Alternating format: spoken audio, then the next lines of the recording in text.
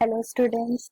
तो शुरुआत करने से पहले मैं आप सबको बोलना चाहूँगी कि आप मेरे चैनल को सब्सक्राइब करें, वीडियोस को लाइक करें और कमेंट करें अगर आपको कोई भी प्रॉब्लम आ रही है तो चलिए अब चैप्टर शुरू करते हैं। चैप्टर का नाम है अंडरस्टैंडिंग डाइवर्सिटी। ठीक है, तो इसमें हम क्या पढ़ेंगे? इसमें हम पढ़ेंगे डाइवर्सिटी के बारे में। नाम से पता चला, डाइवर्सिटी का मतलब होता है विविधता, मतलब भिन्न भिन्न प्रकार।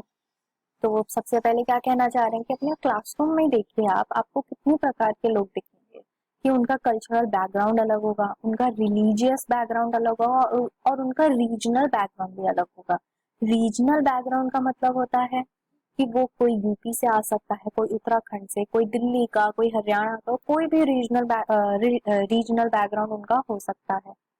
ठीक है, तो वो क्या कहना चाह रहे हैं, वो स्टार्ट ये ही बताना चाह रहे हैं डाइवर्सिटी का मतलब कि डाइवर्सिटी क्या है, भिन्न भिन्न प्रकार के लोग जो किसी भी बैकग्राउंड के हो सकते हैं, कोई भी रिलीजन फॉलो कर सकते हैं। तो वो सिर्फ आपको यहाँ पे सिर्फ इतना ही समझाने की कोशिश कर रहे हैं।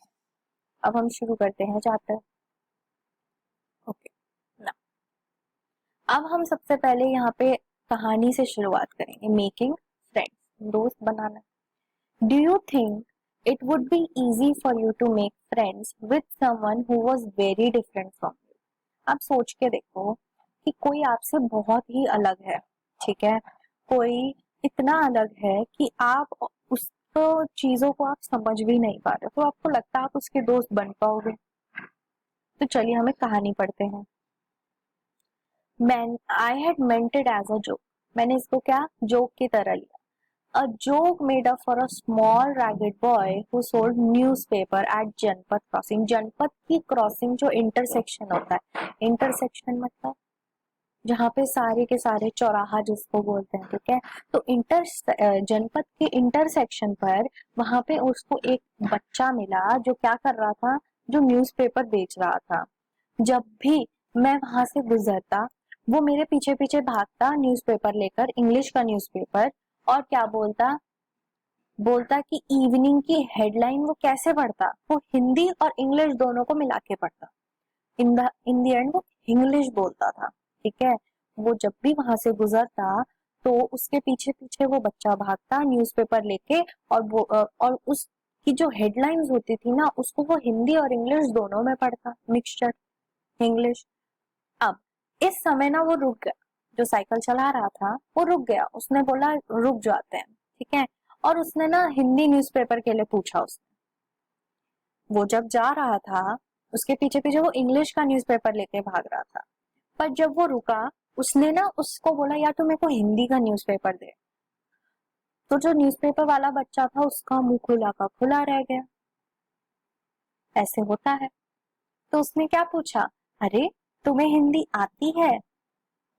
तो उस बच्चे ने बोला हाँ मुझे आती है, देखिए ये देखिए साइकिल में जो है। उसने बोला कि हाँ मुझे आती है। फिर उसने बोला क्यों, तुमने ऐसा क्यों सोचा, तुम्हें क्या लगा? फिर उसने बोला अरे तुम दिखते तो अंग्रेज जैसे हो, तो मतलब तुम हिंदी पढ़ सकते हो? तो साइकिल वाले ने बोला हाँ क्यों नहीं पढ़ सकता भाई, मैं पढ़ भी सकता हूँ, लिख भी सकता हूँ, बोल भी सकता हूँ हिंदी, और हिंदी तो मेरा एक सब्जेक्ट है भाई, स्कूल में मुझे हिंदी पढ़ाई जाती है। सब्जेक्ट?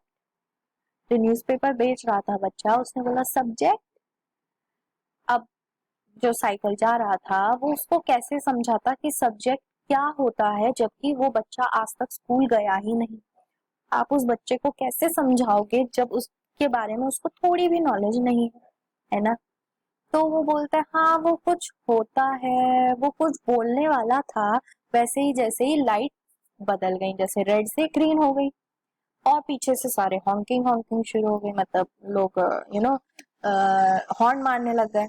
तो वो क्या करा उसने, and I let my self be pushed along with the rest of the traffic. अब ट्रैफिक के साथ साथ वो भी फिर आगे बढ़ गया।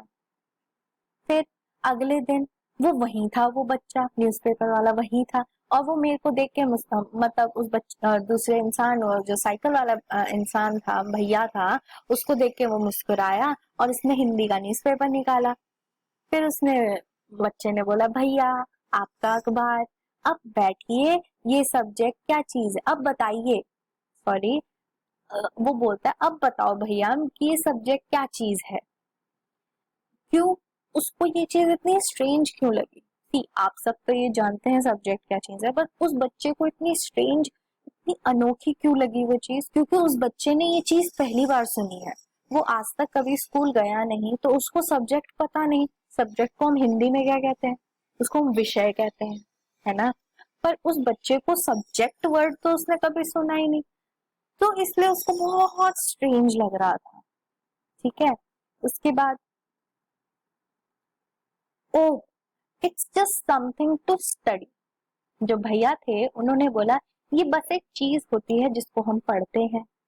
फिर उसके बाद क्या हुआ? Because red light, I asked him, red light हो रखी थी तो मैंने उससे पूछा have you ever been to school, क्या आप कभी स्कूल गए हो? तो उस बच्चे ने बोला नहीं। और फिर उसने ना प्राउडली, बिल्कुल प्राउड से बोला कि नहीं, आई began working when I was so high. He measured himself against my cycle. जो साइकिल की सीट होती है उसने अपने आप को उससे मेजर किया। उसने बोला कि मैं जब इतना था ना, मैं तब से ही काम कर रहा हूँ।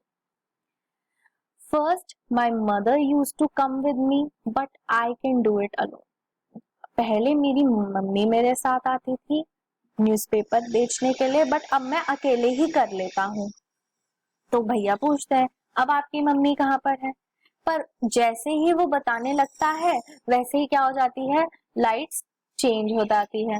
बट फिर भी वो चिल्लाता हुआ उसको सुनाई देता है कि मेरी मम्मी मेरठ में है विद। जैसे ही वो बोलने लगता है वो और आगे निकल जाता है। अब my name is Sameer, he asked the next day, he said the next day. अगले दिन वो फिर मिले, उसने बताया कि मेरा नाम क्या है? मेरा नाम समीर है, आपका नाम क्या है? अब उसने बोला मेरा भी नाम समीर है। अब देखिए क्या कोइंसिडेंस है, दोनों के नाम समीर है। ठीक है, I said what? His name, his eyes lit up. Yes, I grinned at it. It's another name for Hanuman's father, you know. Hanuman ji के पापा का एक और नाम जैसे समीर। ठीक है, now you so now you are Sameer एक एंड आई एम समीर दो। क्या बोला कि हम दोनों को डिस्टिंग्विश करने के लिए तुम समीर एक हो, मैं समीर दो हूँ।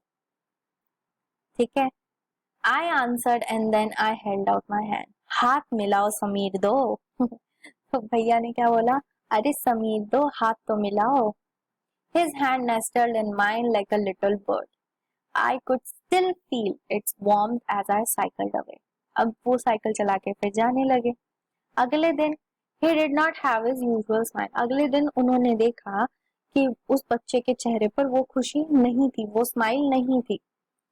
There is trouble in Meerut, मतलब मेरठ में कुछ प्रॉब्लम हो गई है। उस बच्चे ने बोला कि वहां पे ना बहुत लोग मर रहे हैं, राइट्स हो रहे हैं। राइट्स का मतलब होता है दंगे, बहुत दंगे हो रहे हैं। मैंने हेडलाइन में पढ़ा कि बहुत सारे राइट्स हो रहे हैं। पर समीर जैसे ही वो बोलने लगा, I am a Muslim Sameer, he said in answer. उस बच्चे ने बोला पर मैं मुस्लिम वाला समीर हूँ। And all my people are in Meerut, और मेरे सारे जितने भी जान पहचान के लोग हैं वो कहाँ पर हैं? वो मेरठ में है। उसकी आंखें भर आईं। And when I touched his shoulder he would not look up. जैसे ही मैंने उसके कंधे पर हाथ रखा वो ऊपर भी नहीं देख पाया। He was not at the. अगले दिन वो कहाँ पे नहीं था? वो क्रॉसिंग पर नहीं दिखा। उसके भी अगले दिन नहीं दिखा, उसके भी अगले दिन नहीं दिखा, उसके भी अगले दिन नहीं दिखा। While Sameer एक is more familiar with English, Sameer दो speaks Hindi. समीर एक को इंग्लिश हिंदी दोनों आती है भैया को, है ना?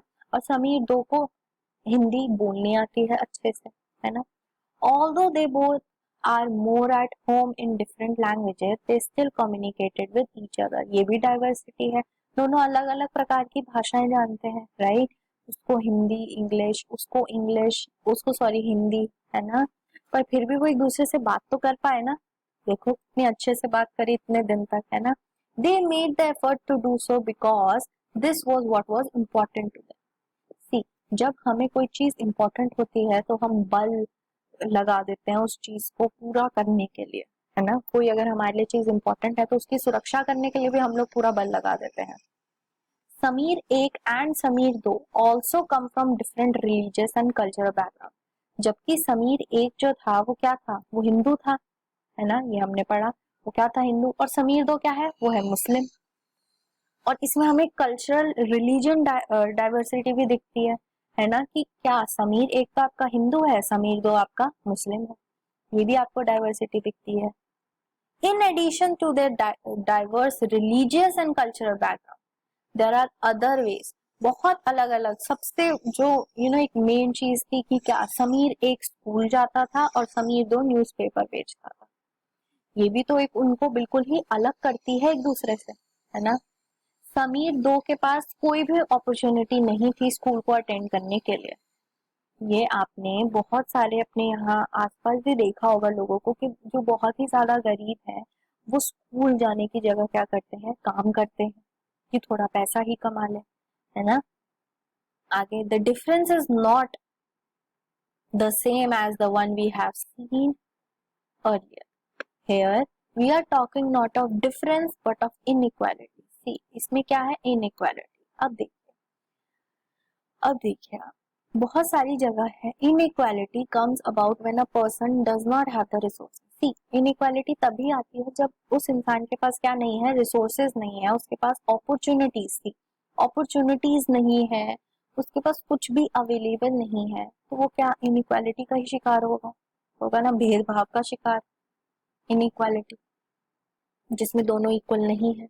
आपने अभी देखा समीर एक समीर दो, है ना, अलग अलग। The caste system is another example of inequality. ये आपका सबसे बड़ा एग्जाम्पल है, ये तो इतना बड़ा एग्जाम्पल है ना।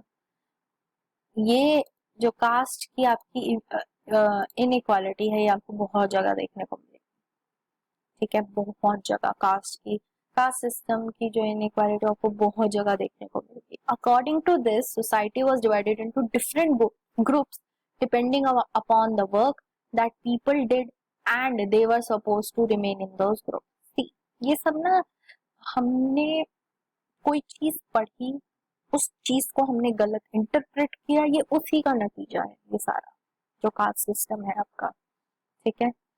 उन्होंने क्या बोला, सोसाइटी को ऐसे भागों में बांटा, ऐसे ग्रुप ऐसे गुटों में बांटा कि बोला गया कि अगर कोई कूड़ा बिनता है तो उसका बच्चा भी कूड़ा बिनेगा, तो वो पूरी जनरेशन कूड़ा ही बिनेगी।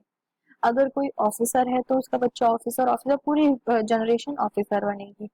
बट ऐसा क्यों, ठीक है, यही बोलना चाह रहे हैं कि अगर आपके पेरेंट्स क्या हैं, पॉटर्स हैं, तो you could only become Potter and nothing else. तो आप क्या बन सकते हो, सिर्फ और सिर्फ पॉटर और नथिंग एल्स। ये भी इनइक्वालिटी हुई ना। दिस सिस्टम वाज इरिवर्सिबल, इसको ना इरिवर्सिबल माना गया। And because you were not supposed to change profession, it was not considered necessary for you to know more than that. See, क्या बोल रहे हैं ये कि अगर आपको अगर आपके पेरेंट्स पॉटर हैं, आपको पॉटर ही बनना है, तो आपको उससे ज्यादा नॉलेज चाहिए क्यों, वो ये बोलना चाह रहे हैं। This created situation of inequality, इससे ही तो क्या बनी आपकी इनइक्वालिटी। अब आप इसके बारे में और पढ़ें, पर आपको अगर प्रेमिस नहीं समझ आया तो मैं एक बार और समझाती हूँ। इनइक्वालिटी क्या है कि हमारी जो सोसाइटी ने ये जो ग्रुप्स में बांटा है लोगों को, ये बोलकर कि अगर तुम्हारे पापा कूड़ा बिनने वाले हैं तो तुम भी वही बनोगे, तुम भी वही, उसका बेटा भी वही बनेगा, तो उससे क्या होगा, उससे एक इनइक्वालिटी आएगी ना, इनइक्वालिटी। और फिर वो ये क्या बोलता है सोसाइटी हमारा कि अगर तुम्हें वही बनना है तो उससे ज्यादा तुम्हें नॉलेज चाहिए ही क्यों, ठीक है। तो ये था आपका पार्ट 1। अब हम पार्ट 2 नेक्स्ट वीडियो में करेंगे, ओके। अगर आपको वीडियो पसंद आई है तो लाइक करिए, मेरे चैनल को सब्सक्राइब करिए, और कुछ भी प्रॉब्लम है तो कमेंट करिए।